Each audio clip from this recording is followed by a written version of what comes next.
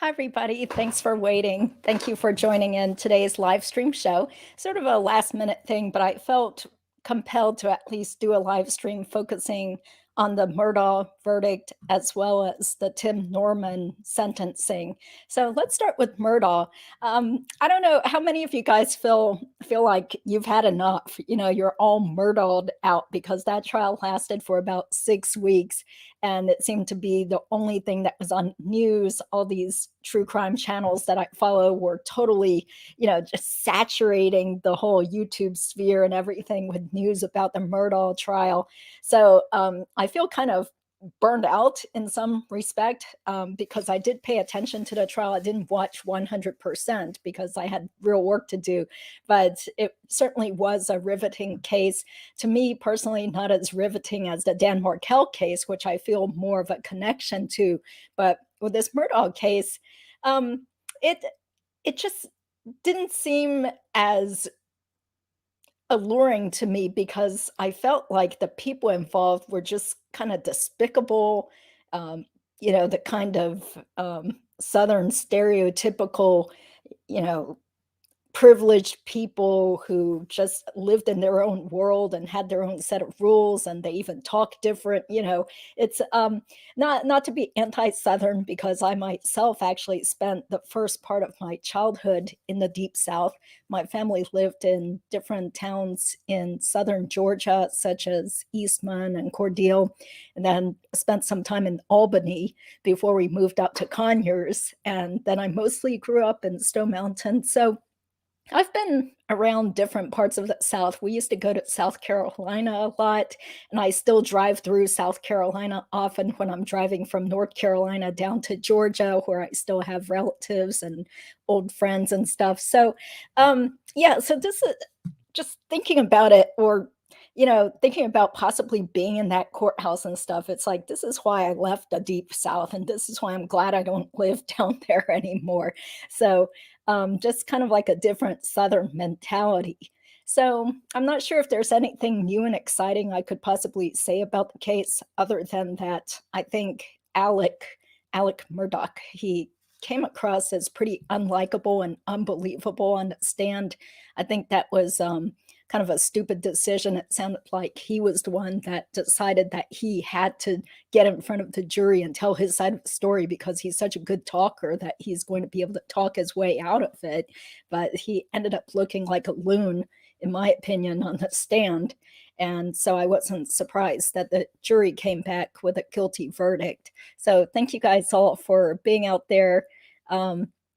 Oh, yeah, yeah. So Debbie is talking about all these podcasts, and this is what's also so amazing. It's like I'm reading about the coverage of these different cases and stuff, and since I've been covering more criminal cases too, so I get all these videos that show up on my feed. So it seems like there are so many people that are really into true crime, and a lot of people with different YouTube channels focusing on different criminal cases and stuff, but there is a huge interest out there, so I can see why people keep doing it. And same here. I mean, I can't act like I haven't kind of sold out myself, because as you can see in some of my old videos, at first I was trying to focus more on the legal profession in general, like what's life like as a lawyer doing these different areas of law, how do you pass the bar exam and stuff. And unfortunately, those types of videos don't really have universal appeal. It's just too small of a niche. So I was lucky if I could even get, say, like 500, 600 views on those types of videos. But then when I started covering more of these criminal law cases, then, I started finally getting at least over 1,000 views. So, and it is something I've always been really interested in from back in the days of the OJ trial. So I don't mind covering these topics also. So did want to show you guys this really cool article about this YouTuber, which I guess everybody out there probably already knows about this person, Mandy Matney. And I've been reading up about her. I've seen a lot of her channel. And it's just so amazing that people on YouTube, just like regular people with different jobs and stuff, who are really focused on certain cases, they can really make a difference in terms of getting publicity, maybe from making changes to the system, or just bringing attention to cases that you really care about, that you feel are not getting enough attention in the mainstream media. So yeah, let's take a look at this really nice interview with Maggie. Let's see. Okay. Yeah, because I kind of feel like rehashing the whole trial. I mean, who really needs to do that? I feel like there's just too much news out there already. So let's try to focus on this YouTuber slash podcaster who really brought a lot of attention, and she's so brave. I'm really impressed with all that she has done, especially since she herself lives in South Carolina, and she's been the subject of a lot of threats and criticism, everything. I mean, I'd be scared personally. Originally I didn't even think I wanted to talk about the Murdaugh case because it's a little too close to where I live. But here this woman is living in Hilton Head and covering it. So there's a picture of Maggie, and it says, the podcast co-host calls the verdict a huge wake-up call to people who have been abusing the system. So she lives in South Carolina, and she said, I wasn't mentally prepared for this to happen today when she heard about the Murdaugh dynasty's collapse. She's been reporting on the family since Alex's son Paul emerged as a central figure in a 2019 boat crash that left a 19-year-old woman dead. So she's been keeping a harsh light on the family. And so there's a picture of Alex, aka Alec. He looks so skinny in this picture. And I was kind of disappointed to see him wearing this khaki outfit, because you kind of assume that people who are in jail or prison are wearing orange outfits or something that looks clearly like a jail outfit. But in some of these pictures where they show him, it looks like he's just wearing a khaki shirt. But boy, that was a big moment when you saw the officer put the handcuffs on him in front of everybody in the courtroom, and then he got let out in front of the jury. So, okay, so Mandy says, every day I'd get texts from friends and family who are like, are you sure he did it? Just the fact that Alex could get the benefit of the doubt is infuriating. Race is definitely involved here. Every time I mention that, people freak out. They just can't wrap their heads around the idea of a prominent white man killing his family. But they believe it so easily when it's somebody of color, or with a lot less power, or super poor, or someone who looks like Cousin Eddie, aka Curtis Smith, a longtime associate Alex is alleged to have hired to kill him in a suicide plot. I get it. You don't want someone who looks like he could be your dad to be a murderer. That's scary. Okay, sorry, still getting over a cold or something, so I'm still coughing here and there. Okay, so the interviewer says this, which I agree with. He says, one thing I found especially self-indulgent was the folksy act he put on in the doc in a clear effort to win over rural jurors. Okay, and Mandy responds, I keep using this phrase, but he was gaslighting everybody. I think it's so powerful that these common people of Colleton County were like, this is complete bullshit. His lawyers, Dick Harpootlian and Jim Griffin, underestimated their common sense. 6 weeks of testimony, and they came back in less than 3 hours. Also, Alex was a very difficult client. Okay, so the interviewer says, I found it telling that Dick didn't call Alex to the stand. He said Alex, quote, wants to take the stand, unquote, sounding deflated and looking resigned. And Mandy responded, Alex behaves like he believes his best skill is talking his way out of anything. He's done it his entire career. So, of course, he was going to stand because he believes he can fool everybody. Okay, so this is a really good interview. I found it on Guardian.com. There's a picture of the prosecutor, Creighton Waters. I think he did an amazing job. I was really impressed. Also interesting was that when the trial was over and Alex was sentenced, then the attorneys were actually all, not only shaking hands, but also hugging and stuff. So I was like, okay, well, that's nice that there's such a collegial atmosphere in that courthouse. So, okay. So let me see what comments there are. Okay. Oh, okay. Yeah. Wow, Debbie, you're like totally tuned to this. Maybe you should be talking about the case then. So anyway, once again, I don't know if anybody is out there in the mood to show up on the screen, but I'll put a link out there in case you do want to join in on the screen to talk. Okay, so Debbie says she woke up at 8 in the morning, just stopped watching her podcasts. LOL, literally in bed all day. She has phone taps. I learned a lot more about the housekeeper case and the boat case. Yeah. I also saw the Netflix series just about maybe about a week or so ago, and that was just so well done. Yeah, so a lot of publicity on this case. Yeah, that was kind of slightly funny the way. I don't know. I guess it's also sad too the way he kept referring to Paul as Paul Paul. You know, just oh no. I mean, it was just such a blatant attempt for him to try to endear himself to the jurors as if that were possible. Yeah, because he's so tone deaf. Okay. Oh, okay. So Debbie says someone from, I think, New York Times befriended her and used her. It's sad to be betrayed like that. Yeah, that is sad. But I mean, that's kind of the way it is in this whole uncharted territory of trying to be a podcaster or a YouTuber or something. You find that a lot of times, people are just trying to use you for their own purposes or to promote themselves. And then, they're not really your friends. So, I mean, you kind of find that out early on if you try to do YouTube and you join these like Facebook groups or groups where everybody's supposed to be supportive and watching each other's stuff. But then, pretty soon after, like, say, less than half a year, you see a lot of people just stop watching your stuff and probably unsubscribed from you. And a lot of people quit YouTube in less than half a year also. So, I mean, that would be frustrating if you spent so much time doing your own, personal journalistic efforts to build up a channel and then somebody else just tries to use you for your access or information. I don't think the New York Times is what it used to be. I don't subscribe.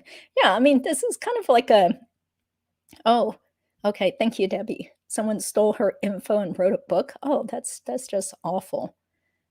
Yeah. Okay. Yeah, so this woman, Mandy, reminds you of Fancy Fiction. Yeah, hopefully Fancy Fiction will join in on another live stream show again. Yeah.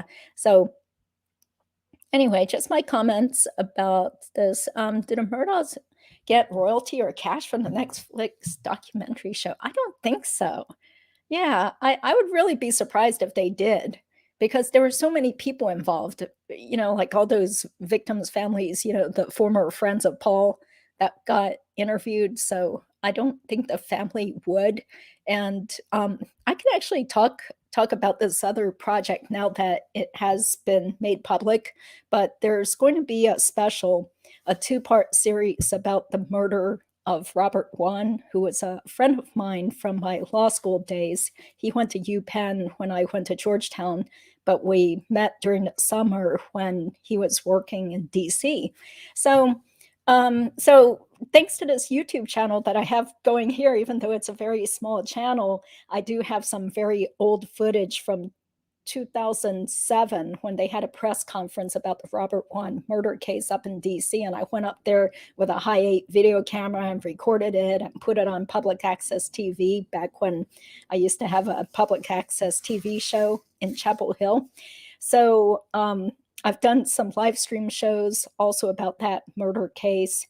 And I mean, it just doesn't get as many views as some of these really recent cases or the Markel case or whatever, but I felt like I still wanted to do something for Robert and his family since the murder mystery still has not been solved.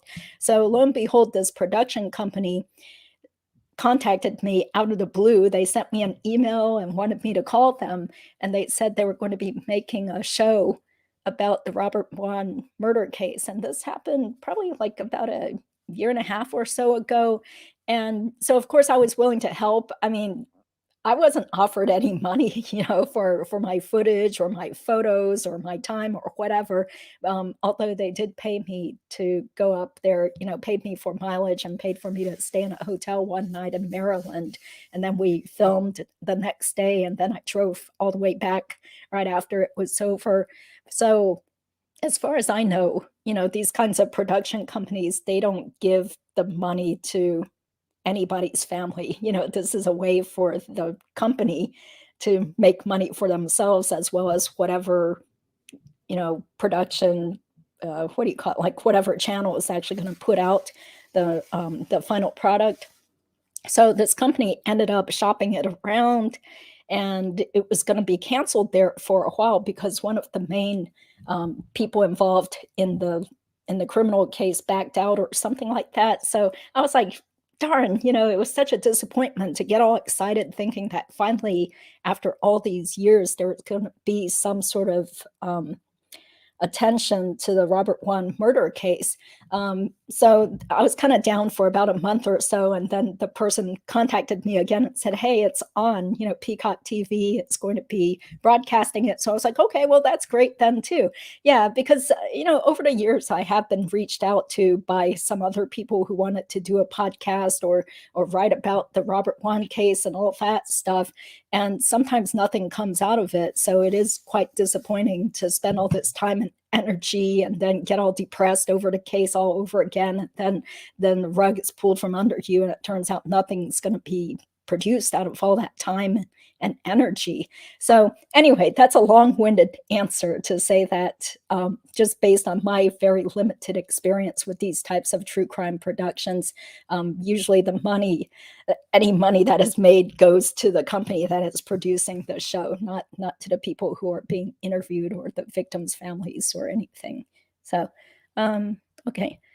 Oh, okay. His attorneys knew about the video before the trial. Yeah, wasn't Alex on a jail phone asking his son or something, about the Netflix special? I thought I read something about that. Yeah. Hi, Dawn. Thank you for being here. Dawn also has a really great channel where she focuses on the Markel case and other topics too. Yeah. Okay, Hugh, thank you for being here. It's clear Alex lied to his lawyers. Someone in the press should have asked them about that. Yeah, well, the lawyers aren't going to divulge anything, due to confidentiality. So they can't really just flat out say, "Hey, don't get mad at me. My client lied to me." Yeah. Okay. So, yeah, he wasn't with his roommates, but he had gone to visit one of his old friends from College of William and Mary. This was back in 2006, August. And his roommate was a out gay man who was married to Victor Zaborski. And then they had this roommate. They were all like in a relationship together. They called themselves the Trouble. So it was Joe Price, Victor Zaborski, and Dylan Ward that were all living together at Swan Street near DuPont Circle when Robert went over there one night after working late, and he was stabbed to death within just about less than a couple of hours after he arrived after working.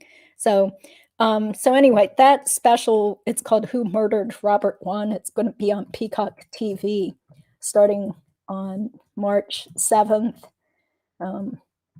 So hopefully you guys will tune into that. I'm going to be watching it, but it's also going to be kind of embarrassing because I have no idea like what segments they're going to use from my interview. And, you always worry that some of these media places will just kind of slant the tone of what people said or make you look bad or stupid or, only cherry pick certain quotes or whatever. So I don't know. I mean, I felt the production team was very, very professional, really nice people. So, but on the other hand, it's still kind of nerve wracking to think like, oh, great. So I guess I don't know if I'm going to be, I'm assuming I'm going to show up in part of it, but I'm also still afraid of looking stupid in it too. So, okay. So, how do you get to Peacock TV? Well, some of the access is free. It's peacocktv.com, and it's also an app that you can get on your phone as well as one of those streaming services similar to Netflix. So I'm a paid subscriber, so I can watch figure skating. So it only costs about $5 a month for the actual full subscription. But for this podcast, or not podcast, this special about the Robert Wone case, I'm not sure if people can watch it for free on Peacock TV, or do you have to be a paid subscriber? So not really sure about that. Everyone should get the benefit of doubt and presumed innocent if you're on a jury. I disagree with Mandy on this. Yeah. Well, I think she's just like so passionate about the case because she has just made this her life for the last 4 years or so. So, I mean, what great satisfaction for Mandy Matney too, because I'm sure when she was creating her podcast back in 2019, nobody was watching or listening to her. And, of course, people were probably telling her to stop doing it because of potential for retaliation or something bad happening to her. Yeah. Drug addicts lack self-awareness and lie relentlessly. They're exhausting. Yeah, that's what I've heard. Yeah.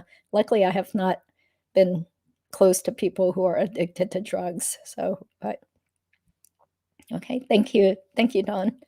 Oh, you haven't turned on the TV in years. Yeah, only iPad and YouTube. Yeah. Well, there is a trailer also on YouTube that one of my contacts at Jupiter Entertainment, excuse me, emailed me the link to about that Robert Wone special. So let me see if I can find it.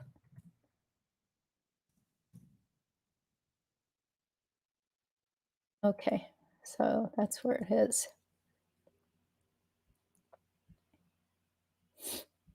Okay, so I got it. I will try to share it on my screen so you guys can see this.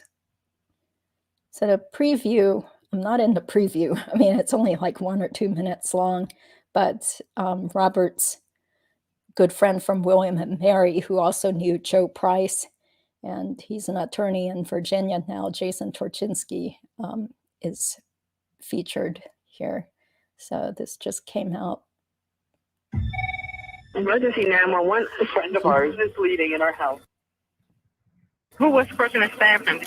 Investigators, forensics experts, true crime jocks. Nobody has seen anything like this one. Robert Wone decided to spend the night with 3 friends. We have their story. An intruder broke in, and Robert was stabbed 3 times. 1, 2, 3. Bang! The story just took off from there. The detectives walked into a surreal scene. The level of depravity is stunning. There were needle marks on his neck. Something was very off. You don't take 3 to the chest, lay there and die. That's what makes this story so maddening. This case has more questions than it has answers. There's no evidence of struggle. There was almost no blood on the scene. Where is the missing blood? When I die, the first question I'm going to ask God, who killed Robert Wone? Okay, so anyway, just wanted to mention that as something that's coming up on March 7th on Peacock TV. And getting back to, getting back to the Murdaugh case, looks like people are still talking about Mandy's amazing YouTube channel and podcast. Her subs went up 3,000 people today, probably because people are looking for more info since the trial is over, like me. Yeah, because most of us didn't have time to watch even, say, like 75% of everything. There was just so much to watch every day. So it's great to watch other channels condense things or put it in a nice kind of like a user-friendly way, like Deep Dive True Crime was doing some summaries as well as his reactions. So I was watching some of his stuff, Mentor Lawyer's channel. Okay, Fancy is greater than Mandy. Okay, I'm sure she would appreciate that. Yeah, okay, yeah, thank you for joining in from Spain. Okay. Oh, there's another case. Okay, I'm interested in the Dylan Rounds case. His murder was just charged yesterday. He was only 19, living his dream to start his own farm in the Idaho area. So awful. Oh, okay. Yeah, I haven't heard about that at all. So that's another case that we all got to start Googling and seeing what the news is.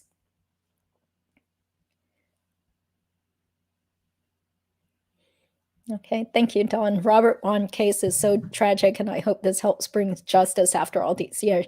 Yeah, well, the reason there is no justice is because the 3 guys that were in that row house the night that Robert was stabbed to death, they all stuck to the same story, saying that it was an intruder. It must have been an intruder that like just ran in through the back door, never mind the fact that they had this like huge fence that was at least 7 feet high in the back.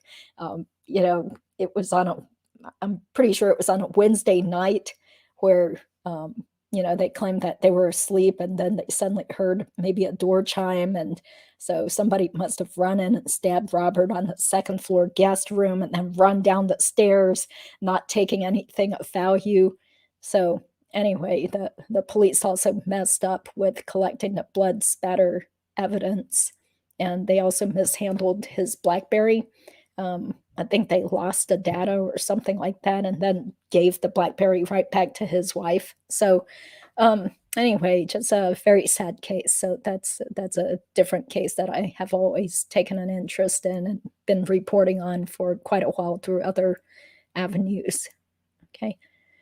Mandy is an actual journalist who started a podcast on the Murdaugh murders because she's been investigating the Murdaughs since Mallory Beach lost her life. Yeah. Oh, that's great. Okay, I didn't know she was a professional journalist. So thanks for that. A squatter on Dylan Brown's land was a longtime suspect, and they finally arrested him. Oh, okay.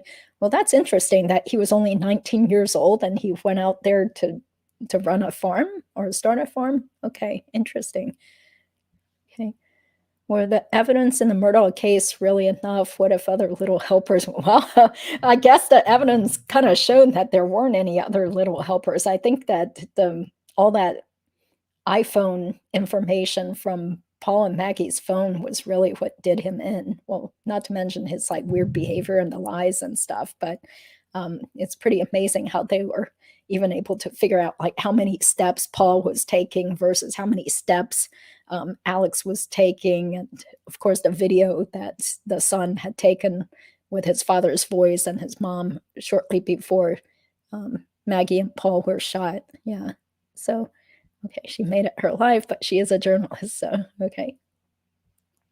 This preview is powerful. I'm so glad this is being brought to life by Peacock. Yeah, definitely. Definitely going to be watching it on March 7th as soon as it comes out. Let's see. Yeah, so that was Robert's old friend from college, as well as his former roommate, Jason Torchinsky, who was shown towards the end, saying that that's the first question he's going to ask God is, who murdered Robert. So, okay.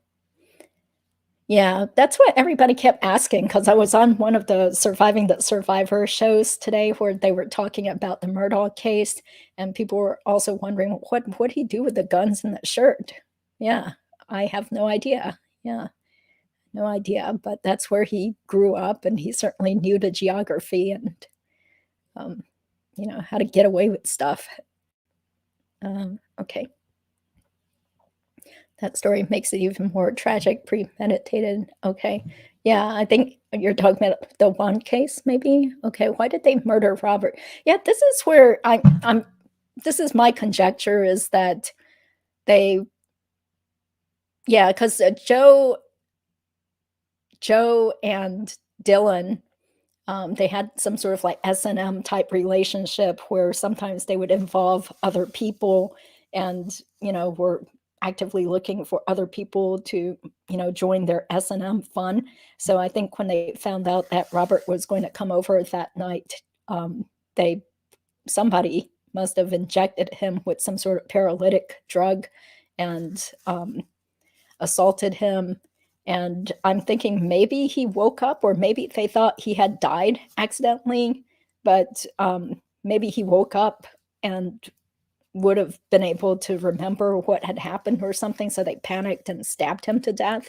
It did seem like there were 3 stab wounds that were probably done by the same person based on the ankle. This is just going off of memory since it happened so long ago. This was 16 and a half years ago, but so I don't think they intended to kill him, but I think they did certainly intend to sexually assault him and paralyze him. And then something went wrong where somebody must have panicked and stabbed him. So anyway, yeah, sorry to be so gruesome, but that those are the facts as I remember them of the case. Yeah. Okay. Yeah, I remember someone mentioning this too, that they think he buried them with his father. Yeah, that's interesting. I wonder how did he manage to do that? Yeah. There are botched investigations. Yeah.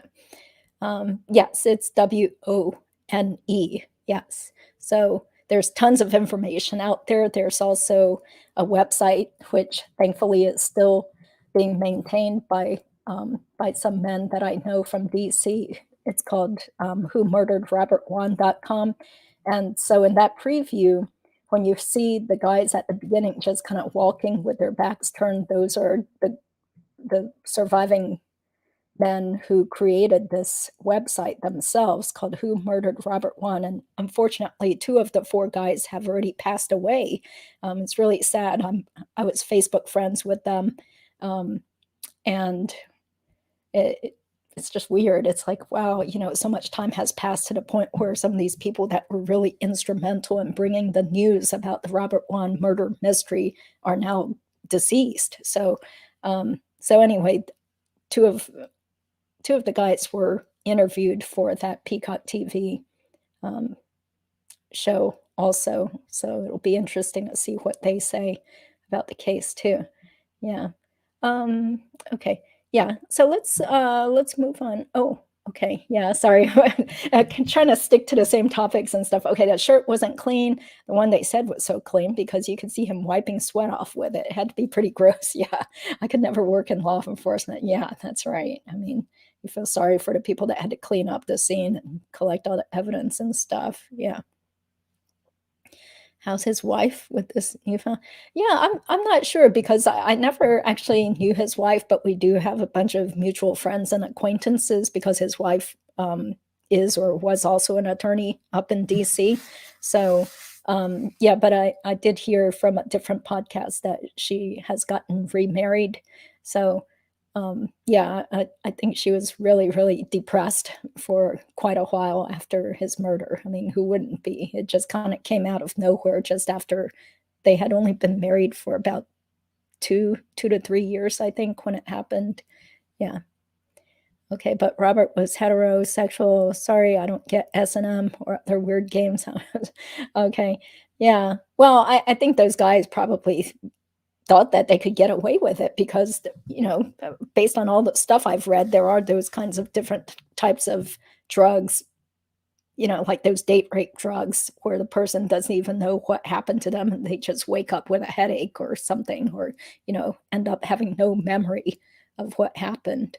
So yeah, those guys were definitely, or in my opinion, I believe they were into drugs, drug users. People had said Joe Price would use cocaine, or there was ecstasy also, at least one ecstasy pill that was found by the police. Who knows what other stuff they were into. Yeah. Okay. Yeah. Well, I mean, this is what I believe what happened. And, a lot of those drugs leave the body pretty quickly. And it seems like the medical examiner's office didn't test for those things in Robert's blood sample anyway. But yeah, so all sorts of things went wrong to the point where, nobody was ever charged with his murder. And the 3 guys, they did stand trial for conspiracy, and Joe stood trial for tampering with evidence as well as obstruction of justice. But Judge Leibowitz found them not guilty.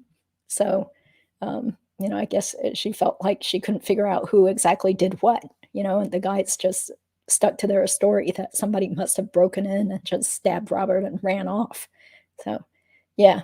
Oh, yeah. Yeah. The Henry Lee. Yeah. I mean, I don't really want to talk too much about him because it's been ages since I read about what he said at the Wone trial, but he was a paid defense expert to help those 3 guys who are accused of killing Robert. or suspected of killing Robert. Yeah, so I think he had some sort of like dumb hypothesis about why there wasn't that much blood on the bed or in the place where he was found, something about like blood being reabsorbed into the body or something if the person's lying down when they're stabbed. Okay, so I don't want to say too much. There's always that fear that somebody's going to come after me with some defamation lawsuit or threat or whatever. But I just remember being appalled and disgusted with Henry Lee acting as a expert for the defense in that trial, which was back in 2010. So it was a really, really long time ago. So, okay. So let's move on to something else, which is the Tim Norman case, Tim Norman, Andre Montgomery case, which I covered in a live stream with Debt Free Dad months ago. This is a Sweetie Pie's murder for hire case. Okay, so just in a real nutshell here, Sweetie Pie's was a reality TV show on the Oprah network, the OWN. And in this reality show, it focused on Robbie Montgomery, who was a former backup singer or dancer for Ike and Tina Turner back in the 60s. So she had this soul food restaurant in St. Louis, and the reality show would talk about their life working at a restaurant, and the whole family, the whole extended family worked there. So Robbie Montgomery's son was Tim Norman, and she also had another son who was murdered quite a while ago, and that son's son was Andre Montgomery. So Andre was only, I think he was only 21 years old when he was shot in the street of St. Louis back in 2016. And so turns out that Tim Norman, Andre's uncle, had colluded with this shady insurance salesman. What was his name again? Y.L. Yagnum. I guess they called him Wally. So Tim was desperately shopping around trying to get life insurance. And with the help of Wally, they got about $450,000 of life insurance on Andre. And then Tim Norman, he had been, going out with a stripper. I mean, there was news reports said that she was actually a prostitute. So Tim hooked up with this stripper, Terica, who I guess she was recruited and paid $10,000 by Tim to try to befriend Andre online. I think she might have communicated with him through Instagram or something. He was an aspiring musician or rapper or something. So she got to know him and basically lured Andre to the location where, who was the shooter again? I'm sorry, it's hard to remember all the names and stuff. Yeah, where the shooter ultimately just like shot him in cold blood right out in the street so that Tim Norman could collect all the life insurance money. Yeah, so the shooter was sentenced to, I think, 32 years in prison. Let me see here. Oh, Travell. Yeah, Travell Anthony Hill. Okay, so he admitted he shot Andre Montgomery for $5,000. Isn't that awful? It's like for $5,000, this guy who was 31 was willing to kill somebody in the street of St. Louis. And then Terica Ellis, she is now 39. She was sentenced to only 3 years because she pled guilty. She admitted that Norman paid her $10,000 to find Andre and tell the shooter, Travell, where Andre was. So isn't that just awful? Like, these people are willing to just kill him off. $5,000 for a shooter, $10,000 for Terica, the stripper. So now Tim Norman, he just got sentenced a few days ago for life in prison. And Tim had previously been in jail for a while too. Now I can't remember, was it some sort of shooting or assault or something where he was in prison before? Okay, let me check the chat box in case some of you guys know that. Yeah, no conscience. I mean, it's awful. And you think, like, so the Terica Ellis person in this case, she's kind of like the Katie McDaniel and Dan Markel case, because she was like the kind of go-between, helping, she would probably be like, well, I wasn't the one that killed him. So, I can't believe, but she only has to serve 3 years in prison though. And that might even include the time that she's already been in prison or jail since she was arrested. And then after that, I think 36 months probation. That's what I've heard. Yeah. So if you're dating a stripper, you could be playing with fire. Yeah. I don't think he was really dating her. I think he was paying her for services. Yeah. But I think a lot of the articles in the media are kind of dancing around that subject. But yeah, $5,000 for the shooter to go out there and kill Andre. $5,000 as a down payment on a new car. That's all $5,000. Jeez. Yeah. Or new bedroom furniture. Right, Hugh? That's ridiculous. $5,000 to kill somebody and probably get life in prison. Yeah, so he's been sentenced to 32 years for shooting Andre. I live not too far from St. Louis. Never even heard about this restaurant murder story. Really? Wow. Okay. Sadly, lots of killings occur every day in the city. You can't even go to the new stadium to see the Cardinals. Oh, yeah. I mean, I have heard that St. Louis has a lot of crime now. Yeah, I haven't been there in about 15 years or so. Yeah. Let's see. Let me scroll up here. Okay, people are talking about supermarkets in Europe. Okay. Oh, well, that's funny because I just shopped at Lidl for the first time before this live stream show. So, I mean, I was impressed. Lidl was a cool place to go to. They didn't have all the brands that I wanted, but I got some good deals. Yeah. Okay, so let's take a look again at this Sweetie Pie's case. Okay, so James Tim Norman did not speak on his own behalf at the sentencing hearing in the March 2016 killing of his 21-year-old nephew, Andre Montgomery Jr. Both men had starred in the long-running OWN reality show about the family's soul food business in the St. Louis area.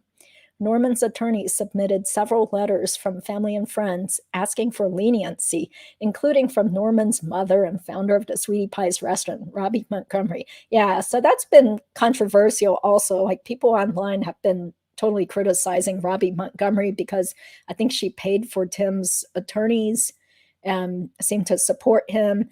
And I think even in this article, there's a quote where it makes it sound like she's not even really sure that Tim was the one that had anything to do with her own grandson's murder.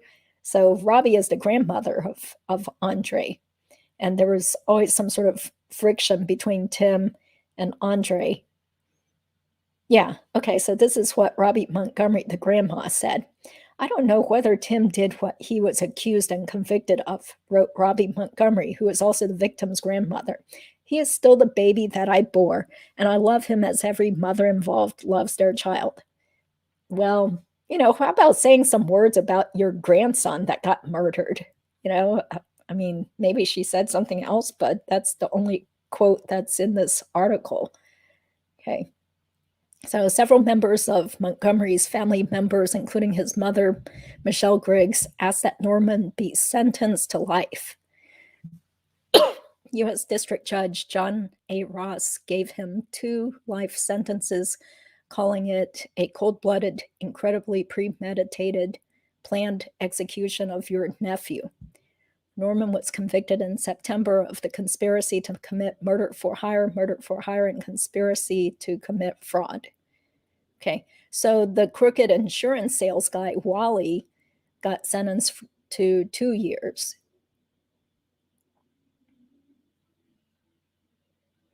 Oh, it says 3 years. Okay, so the insurance agent Wael Wally Rebbe Yagnem was sentenced to 3 years in prison for helping Norman fraudulently apply for several insurance policies and file a claim on Montgomery's life insurance policy. Okay, so at least he wasn't able to get the money after Andre was killed. Okay, so that's a tidbit of news that just came out a few days ago.